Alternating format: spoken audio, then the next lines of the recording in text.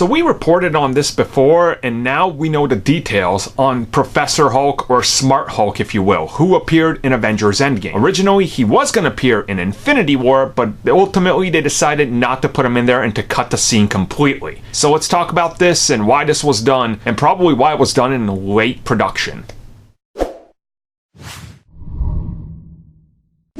So if you go out there and you start looking at the Hulkbuster Hulk, or Hulk armor, whatever you will, you know that at one point in Avengers Infinity War, Hulk was actually going to bust out of the armor, and he was going to be wearing the Hulkbuster as sort of a armor thing, and there's even toys on this. There was a few other products out there that hinted towards it, and this leads me to believe that this was still very early on in development when these concepts were sent out there, and ultimately the toys started production. But then by the end, and by the time they started to figure out the final cut of the film, Hulk was cut. Now what we recently learned was the fact that in that final battle in Wakanda, this is where Hulk and Bruce Banner would have merged into Smart Hulk. So he would have burst out, and it would have been Bruce Banner controlling the Hulk and kind of being, smart if you will, and they would have completely destroyed Cull Obsidian. Now in the development of this, they figured out what Endgame was going to be, and they realized that this just wouldn't work right there. So ultimately they decided to scrap all that and have this kind of a fight between the two where the Hulk doesn't want to come out, and then during the 5-year gap was going to be Bruce Banner realizing what he had to do and kind of merging the two into one, and ultimately giving us the Hulk we have in Endgame. Now to me, just by